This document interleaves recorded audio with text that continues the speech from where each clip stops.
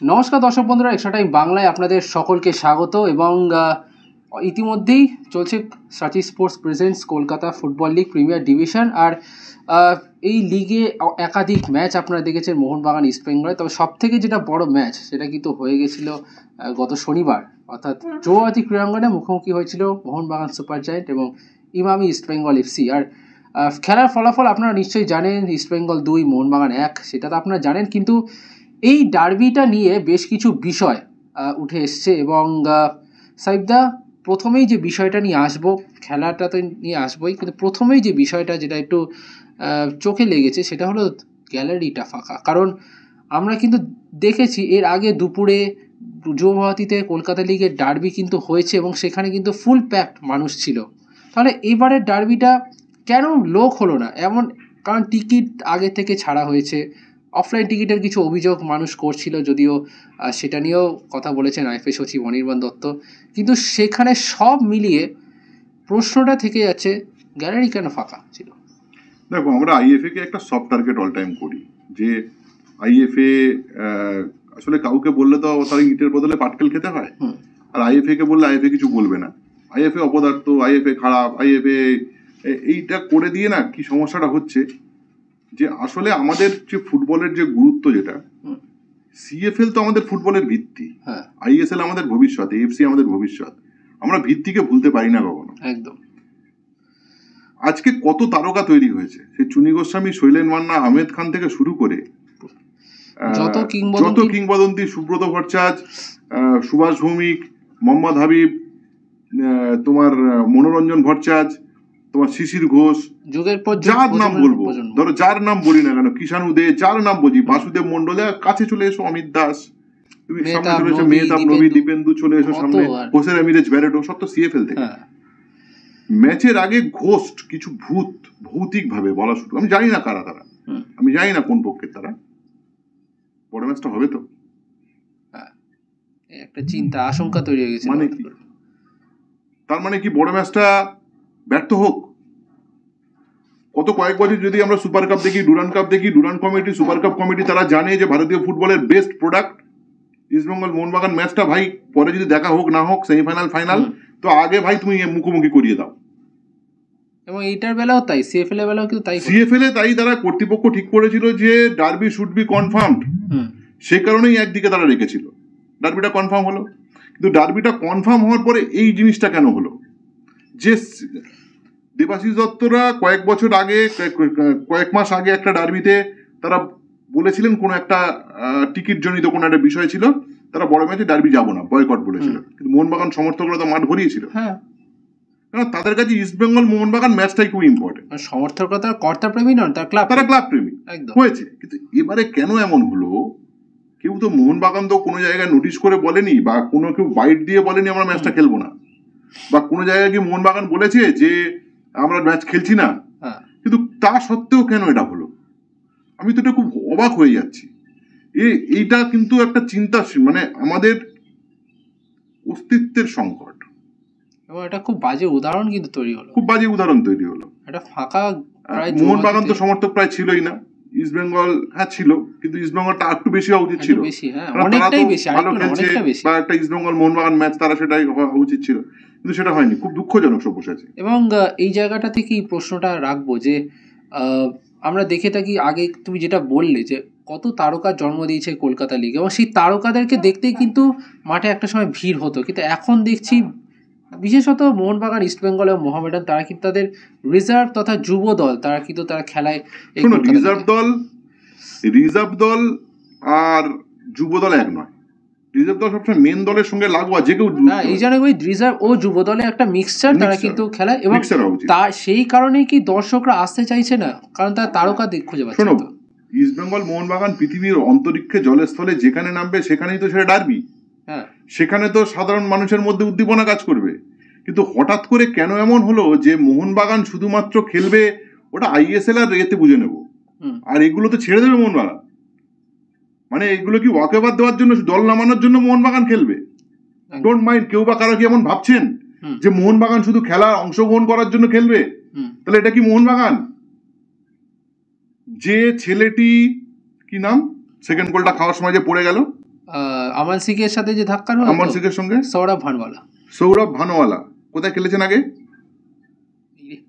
যাই হোক, কমেন্ট করে জানান, আমি জানি না। যাই হোক, মোহনবাগান খেলছে, কিন্তু মোহনবাগান খেলছে, জার্সি পরার যোগ্যতা আছে, পায়ে পায়ে জড়িয়ে পড়ে গেছে। দ্বিতীয়বারের ফল্টের পর যখন উঠে দাঁড়িয়ে সুযোগ পেয়েছিল তখনও বিট করেছে। একদম মোহনবাগানের জার্সি পরার যোগ্যতা আছে।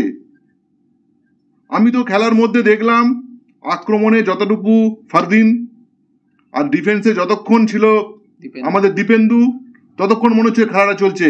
বঙ্গ সন্তান, তারা জানে এই ম্যাচের ওজন। তার বাড়ি থেকে মা মাথায় হাত বুলিয়ে মাঠে পাঠিয়েছে, বাবা আজকের ম্যাচটা ইস্ট বেঙ্গলের বিরুদ্ধে। সে শরীরের ভেতরে চার্জ নিয়ে পাড়া থেকে বেরিয়েছে, ছোট থেকে দেখেই এসছে। তারা ছোট থেকে বড় হয়েছে, এই ম্যাচের চার্জটা জানে, সে যে পর্যায়ের ম্যাচটা হোক। একদম, বাকিরা কি জানতো?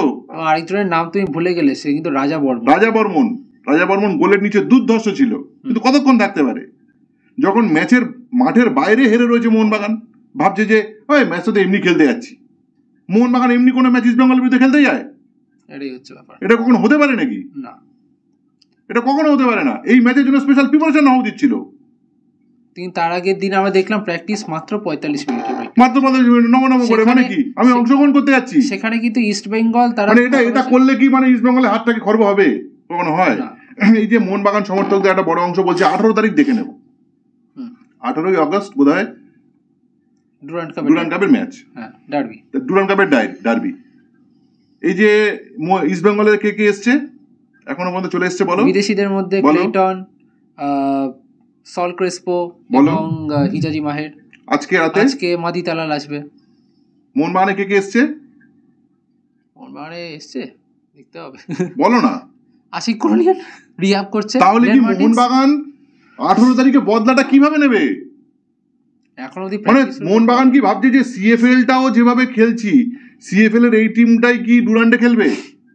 খেয়াল রাখতে হবে সাইফদা, 27 তারিখ মোহনবাগানের ম্যাচ, এবং মোহনবাগানের 27 তারিখে ম্যাচ, এখন 10 দিন বাকি হাতে নেই, তারা কিন্তু কোন রকম প্রিপারেশনের মধ্যে নেই। তার মানে মোহনবাগান সমর্থকরা যারা আহত হয়েছেন, প্রতি মুহূর্তে আহত হয়েছেন, যে পর্যায়ের খেলা হোক, যে মোহনবাগানের হার মানে আমার হার, সে যখন এই সিএফএল এ সে যখন ভাবে ঠিক আছে আমার টিমটা তো একটা বাচ্চাদের নিয়ে খেলেছে বা উঠতি প্লেয়ারদের নিয়ে খেলেছে, হেরেছি, কিন্তু আমি 18 তারিখ দেখে নেব তার সামনে কি দেওয়া হচ্ছে।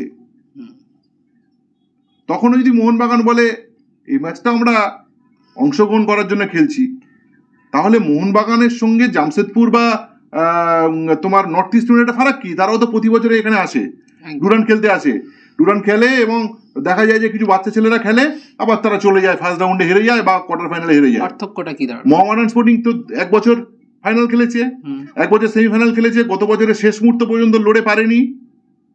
এবছরে মোহামেডান স্পোর্টিং এর টিম দেখেছো? সিএফএল তারা নাকি অংশগ্রহণ করার জন্য খেলছে, তারা ধরে নিয়েছে 3 বছরের চ্যাম্পিয়ন, যে এই বছরে তারা চ্যাম্পিয়ন হবে না। তারাও দেখবে এরকম ডুরান্ডটা খেলার দরকার খেলছে। তো এটা কি মোহামেডান নাকি? আমার প্রশ্নটা এটাই। তারা এই দল হয়তো খেলাতেও পারে, এই দলটাই খেলে, ওখানে কোনো বিদেশি আসার কোনো গল্পই নেই। তবুও মোহামেডান কলকাতা লিগে একটা ম্যাচ হেরেছে, একটা ম্যাচ ড্র করেছে, বাকি 3টে জিতেছে। বাদ দাও, যখন হেরেছে বা ড্র করেছে ওই টানা 2 দিনে তারা মিটিং করেছে, মেন কোচের সঙ্গে ভিডিও কল করেছে, কর্মকর্তাদের মধ্যে নাড়াচাড়া খেয়ে গেছে, কোচ বদল হতে পারে ইত্যাদি ইত্যাদি ভাবনা চিন্তা, আন্দ্রে তার ডেপুটি অ্যালিসনকে পাঠিয়ে দেবে কিনা সেগুলো শুরু হয়ে গেছিল। মোহনবাগান এখনো পর্যন্ত সিএফএল একটা ম্যাচ জেতেনি। ডেগি কার্ডোজে ইস্ট বেঙ্গলের সঙ্গে হেরে হাসতে হাসতে বেরোচ্ছে। আমাদের রিপোর্টাররা আমাকে ফোন করছে, আমি জিজ্ঞেস করলাম যে মোহনবাগান ক্যাম্পের খবর কি, বললো ডেগি কার্ডোজে মোহনবাগান কোচ হাসতে হাসতে বেরোচ্ছে। কপিটা গেছে আমাদের? তো যাবে না কেন? আর এটা মোহনবাগান ভাই অংশগ্রহণ করার জন্য খেলবে? এটা খুবই হতাশজনক। সুপরিচি গ্রাউন্ড লেভেলে দাঁড়িয়ে খেলা দেখেছি, মানে প্রফেশনাল কারণে খুবই হতাশ লাগছিল যে এটা মোহনবাগান খেলতেই পারেনি। এবং এই জায়গায় সিএফএল বলে সিএফএল কে ছোট করে দেওয়া হবে না, অক্ষর না। এবং যেটা তুমি বলছিল যে ইস্ট বেঙ্গল এই বিষয়টাকে, সিএফএল ডুরান্ড সমস্যাটাকে খুব সিরিয়াসলি নিচ্ছে, তার কারণ হচ্ছে কিন্তু ইস্ট বেঙ্গল, তো তার কারণ হচ্ছে কিন্তু তাদের ব্যাকআপটা, এবং এই ক্ষেত্রে কিন্তু অবশ্যই কৃতিত্ব দিতে হবে বিনো জর্জকে দিতে হবে। দেখো এই টিমটা আরএফডিএল তে রানার্স হয়ে এসেছে, এবং এই জায়গাটাও খেয়াল রাখতে হবে বিনো জর্জকে নিয়ে। এর আগে একাধিক কি বলে কুমন্তব্য কিছু করা হয়েছে আমরাও করেছি, যে আমরা তো ভেবেছি যে বাংলার প্লেয়াররা কেরালার প্লেয়ার তিনি বেশি খেলেন। আজকে কিন্তু দেখুন কেরালার প্লেয়াররা কিন্তু ফুল ফোটাচ্ছে, তার সঙ্গে বাংলার প্লেয়ারও আছে, বিষ্ণু, আমান সিকে, জেসিন টিকে, তারা তো রয়েছে কেরালার। দেখুন আমার মনে হয় কেরালার কোচ তিনি, এবং কেরালার যে ফুটবল সার্কিট সেখানে কিন্তু তিনি একজন বড় চরিত্র। আমাদের এখানে যেরকম রঞ্জন ভট্টাচার্যকে ধরা হয় সেরকম তিনি বাংলার ফুটবলটাকে ছিলেন, ওখানে কিন্তু বিনো জর্জ কেরালার ফুটবলটাকে ছিলেন, সেই কারণে কেরালার ফুটবলারদেরকে আনেন। কিন্তু তার সাথে বাঙালি ফুটবলার দেখো, সায়ন ব্যানার্জি, শ্যামল বেসরা, তন্ময় দাস, নাসিব রহমান, যে ইস্ট বেঙ্গলের যে মাঝমাঠের যে সমস্যা, আমার মনে হয় আমি যে আমার ঘনিষ্ঠ বলে বহুবার বলেছি, কিন্তু নাসিব রহমানের মতো একটা ট্যালেন্ট থাকতে আমার মনে হয় না জিকসন বা অন্য, হয়তো জিকসন আমি তোমাকে একটা জিনিস বলছি, ধরো গোলে দেবজিৎ খেললো, নিজেকে আর কি প্রমাণ দেবে দেবজিৎ জায়গায় আদিত্য খেললেও আজকে কেন সত্যি কোনো প্রমাণ দেওয়ার কিছু নেই না। প্রমাণ দেওয়ার কি, লাল হলুদ জার্সি পরলে আবার কি হতে পারে, সার্থক গোলই, সে তো আইএসএল এর নিয়মিত প্লেয়ার, সে তো অন্য টিম থেকে এই টিমে আবার এসছে, ইস্টবেঙ্গলে ছিল আগে, আবার চেন্নাই গেছিল, আবার সেখান থেকে ফিরলো, সে তো খেলছে, সে তো একটা পার্ট খেলছে। আমার কথা হচ্ছে এই টিমটা ধরো ভিপি সুয়েরও নামলো, এই টিমটা চ্যাম্পিয়ন হওয়ার উদগ্র বাসনা তাদের ভেতরে, যে সিএফএলটা চ্যাম্পিয়ন হতে হবে, কিন্তু যে টুর্নামেন্টে অংশগ্রহণ করবো সেটা চ্যাম্পিয়ন হওয়ার জন্য খেলবো। হয়তো সিনিয়রদেরকে না, কিন্তু কোর্টটা কিন্তু দেখো একই রয়েছে, কোর্টটা এক, তার সঙ্গে সিনিয়ররা যুক্ত হচ্ছে, খেলার প্যাটার্ন চেঞ্জ হচ্ছে না, এই নিয়ে তো সিনিয়রদের কাছ থেকে জুনিয়ররা তো নিজেদেরকে আরো বেশি করে উৎসাহিত করবে, এবং মোহনবাগানের জুনিয়র প্লেয়াররা শিখবে কার কাছে। এবং যেখানে ইস্ট বেঙ্গলের সিএফএল এর খেলা দেখতে স্বয়ং কোয়াদ্রাত আসছেন, তার সামনে একটা প্রমাণ করার একটা ইচ্ছা শক্তি থাকতে পারে খেলোয়াড়দের, অবশ্যই তার সামনে থাকলে তো ভালো খেললে তো আইএসএল টিমে আমার ধাক্কা মারবো, এবং সেটা কিন্তু হয়েছে গত মরশুমে, এবং এটা খুব ইম্পর্টেন্ট। অথচ মোহনবাগানে কিছু বুঝতেই পারছি না, শুধু সঞ্জীব গোয়েঙ্কার টাকার উপরে ভরসা করে থাকলে সমর্থকদের আশা বর্ষা মিটে যাবে, যে সঞ্জীব গোয়েঙ্কার অনেক টাকা, আমি 1 নম্বর টিম বানাবো, আমি 1 নম্বর চ্যাম্পিয়ন। আরে ভাই, ইস্ট বেঙ্গল ভালো টিম বানিয়ে দিয়েছে বছরে। যদিও মোহনবাগানে ইউথ ডেভেলপমেন্ট নিয়ে যদি বলতে হয়, দীপেন্দু বিশ্বাস, অভিষেক সূর্যবংশী, রাজ বাসপোর, আমানদীপ সিং, সুহেল ভাট, ফারদিয়ারি মোল্লা, এরা কিন্তু খেলেছে। সেই জায়গায় দাঁড়িয়ে মোহনবাগানের ইউথ ডেভেলপমেন্ট খারাপ নয় সেটা নয়, আমি বলবো আমার মনে হয় একটু নজর দেওয়া উচিত। এই মুহূর্তে যেটা হয়েছে, মোহনবাগানের ইউথ ডেভেলপমেন্ট তো একটা বিশাল বড় পার্ট ছিল, কেননা তখন আন্তোনিও লোপেজ হাভাস খেলা দেখতেন, প্লেয়ারদের তুলে আনার ক্ষেত্রে কিছু ভূমিকা ছিল, তারও কিছু নির্দিষ্ট পরিকল্পনা ছিল, স্প্যানিশ কোচ ছিল, তার সঙ্গে দীর্ঘদিন সঞ্জয় দা কাজ করেছেন, তার সঙ্গে বাস্তবদা কাজ করেছেন, কিন্তু হঠাৎ করে কোথাও তালগোল পাকিয়ে গেছে। বাস্তবরা কি দোষ করলো বলো তো? আমি জানি না, কোনো অবাস্তব সিদ্ধান্ত, এটা বাস্তবতার জন্য একটা অবাস্তব সিদ্ধান্ত। মানে বাংলায় কি আর কোচ ছিল না? ডিগি কার্ডোজের মধ্যে তো আলাদা কিছু দেখতেই পেলাম না, বাংলায় আর কোচ ছিল না। ও শুধু দেখলাম কয়েকদিন ধরে প্র্যাকটিসে শুধু ফারদিনকে বকাবকি করলো, তারপরে বুঝলাম ওই একটাই প্লেয়ার, আর কোনো প্লেয়ার নেই, ওটা নিয়ে এসছে, মানে উনি যেগুলো প্লেয়ার নিয়ে এসছেন ওই প্লেয়ার একটাই যেটা ছিল ফারদিন, বাকিদের মধ্যে কিছুই নেই, কোনো তালমিল নেই। বরং সুহেলের সঙ্গে ফারদিনকে একটু বেশি মোবিলাইজ করে আরো বেশি কি করে আক্রমণটাকে তৈরি করা যেত, সেটা নিয়ে যদি মনটা দিতেন, আমার মনে হয় খেলাটা অনেক ভালো হতো। খুব মানে হতাশাজনক, মোহনবাগানের ক্ষেত্রে লিগ টেবিলে 11তম স্থানে রয়েছে সাইফদা। অন্য কোনো দিন হলে কিন্তু কোচের চাকরিটারই, আমি তো বলছি মোহামেডানের কোচের চাকরি চলে যাচ্ছিল, অথচ মোহনবাগানের কোচ হাসতে হাসতে বেরোচ্ছে। 3টে ম্যাচ, কটা ম্যাচ হয়েছে? 3টে ম্যাচ হয়েছে, একটা ম্যাচের জয়ের মুখ দেখেনি। এটা কি মোহনবাগান নাকি? প্রশ্ন করলাম, যদি আমার এই কথাগুলো নিয়ে কেউ ট্রোল করেন করবেন, আমি মোহনবাগান সমর্থকদের হৃদয়ের কথা বলছি, এটা মোহনবাগান হতে পারে না। সিএফএল, হ্যাঁ ওটা কি আবার সিএফএল মানে বাল্বের লাইট দেখিয়ে দিয়ে সিএফএল, এইসব করবেন না। ঘুগনি লিগ এই লিগ এসব বলবেন না। আর সিএফএল থেকে চুনি গোস্বামীর জন্ম, শৈলেন ওয়ার্নার জন্ম, হোসে রামিরেজ ব্যারেটোর জন্ম, বাবলুদার জন্ম, এইসব করবেন না। নিজেদের ঐতিহ্যটাকে ওজনের মতো করে ভাবুন, যে এটা আমাদের ওজন। আর যে টুর্নামেন্টে মোহনবাগান খেলতে নামবে, চ্যাম্পিয়ন হওয়ার জন্য নামবে, উচিত এই মানসিকতা থেকে এক বিন্দু সরা উচিত নয়, এটুকুই বলার। দেখা যাক সেসব দিকে, কারণ সবাই 3টে ম্যাচ হয়েছে, হাতে মাত্র 2 পয়েন্ট মোহনবাগানে, সেই জায়গায় দাঁড়িয়ে তারা 11তম স্থানে তারা ঢুকছে। কিন্তু খুব সিরিয়াস প্রতিটা টুর্নামেন্টে, এবং সিরিয়াস, আমি যেটা বললাম তোমাকে, সিরিয়াসের থেকেও বড় কথা ওই কোর টিমটা তারা তৈরি করে রেখেছে, সুতরাং সিরিয়াস না হওয়ার কিছু নেই। এবং কয়েকদিন আগে ট্রোল করছেন যে কলকাতান্ত শিল্ড বা তোর নওগাঁ ইন্ডিপেন্ডেন্স কাপ খেলতে গেছেন, আমরা মানে কি আজকে বোঝা যাচ্ছে সেই গেম টাইমটা কিন্তু আজকে একদম। সুতরাং এই পরিকল্পনাটা এবং এর 90% ক্রেডিট কিন্তু যাবে বিনো জর্জের কাছে। অবশ্যই মানে তিনি যেভাবে দলটাকে তৈরি করেছেন, মেনটেন করেছেন, এবং খুব একটা গল্প দিয়ে আমি শেষ করছি, আমাদের স্টোরিও গেছে যে আমান আর জেসিনের এই যে মারপিটটা, তারপরেই তারই পাশে আমানের পাশে জেসিনের গোল, এবং সেই সময় যখন মারপিটটা হচ্ছে আর ভিডিও করতে পারিনি সেই কারণ 15 মিনিট অতিক্রান্ত হয়ে গিয়েছিল, এবং মনে হয়েছিল যে বিষয়টা খুব একটা গুরুত্বপূর্ণ নয়, কারণ এর আগে আমরা দেখেছি অনুশীলনে কত এরকম ঝামেলা হয়েছে ফুটবলারদের মধ্যে, ইন্টেন্সিটি থাকার কারণে হয়েই থাকে, কিন্তু তারপর কিন্তু বিনো জর্জ দুজনকে কিন্তু সরাসরি বকাঝকা করেন, একেবারে কড়া বকাঝকা করেন, এবং তাই তিনি কিন্তু বুঝিয়ে দেন যে এই জায়গা ইস্ট বেঙ্গল ক্লাবটা কিন্তু এই সমস্ত কিছু করার জন্য নয়, এবং তিনি খুব দলটার সাথে খুব একাত্ম হয়ে পড়েছেন এবং ইস্ট বেঙ্গলের আবেগটার সাথে কিন্তু তিনি খুব জড়িয়ে পড়েছেন, যেটা দুর্ভাগ্যবশতভাবে ডেই কার্ডোসো এখনও অবধি করতে পারছেন না। আমার মনে হয় ইমিডিয়েট মোহনবাগান দলের উচিত মোহনবাগান মাঠে অনুশীলন করা, কারণ আলটিমেটলি হয়তো যুবভারতী প্র্যাকটিস গ্রাউন্ড খুব ভালো একটা মাঠ, নিঃসন্দেহে যে কোনো দল চাইবে, তবে নিজেদের মাঠে প্র্যাকটিস করা না একটা মনে আলাদা আবেগ হয়, সেটা আমার মনে হয় তুমি আমার সাথে অবশ্যই এগ্রি হবে, এবং একটা ফুটবলাররা মোহনবাগান মাঠে আসবে না তো কোথায় যাবে?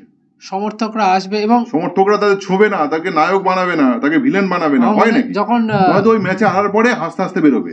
হুয়ান ফের্নান্ডো যখন কোচ ছিলেন তখন তো প্রায় ওপেন প্র্যাকটিস করা হতো, এবং সেই সময় আমরা দেখতামও যে যখন খেলোয়াড়রা আসছেন যাচ্ছেন কত সেলফির আবদার, তুমিও তো গেছো সাইদা, কত সেলফি, এবং সেইটাই কিন্তু সাফল্যের পরিচয় দেখা গিয়েছে। আন্তোনিও লোপেস হাবাস, তিনি বড় কোচ, ক্লোজ ডোরের মধ্যে একটা দলকে শৃঙ্খলার মধ্যে রাখতেন, তিনি সাফল্য এনে দিয়েছেন একরকম, তবে বাকি কোচদেরকে কিন্তু এই সমর্থকদের সাথে খেলোয়াড়দের যে মেলবন্ধনটা এইটা কিন্তু করা খুব জরুরি, না হলে লাস্ট অবধি দেখতে হবে মোহনবাগান সমর্থকদের গুগল করে দেখতে হবে যে ডার্বির সময় মোহনবাগানের একাদশ কী ছিল এবং এই প্লেয়াররা কারা, সেটা তাই গুগল করে দেখতে হবে। এইটা যাতে না হয় সেই প্রার্থনা করেই আমরা আমাদের এই লাইভ চ্যাটটা শেষ করছি। আশা করা যায় যাতে সমস্ত দলই মোহনবাগান, ইস্ট বেঙ্গল, মোহামেডান, তারা যেন নিজেদের সেরা খেলাটা বের করে। ভিডিওটি ভালো লেগে থাকলে অবশ্যই লাইক করবেন, কমেন্ট বক্সে জানাবেন যে এই নিয়ে আপনাদের কি মত, আর অবশ্যই এক্সট্রা টাইম বাংলাকে সাবস্ক্রাইব করে দেবেন। সকলকে অসংখ্য ধন্যবাদ, টাটা। Extra time.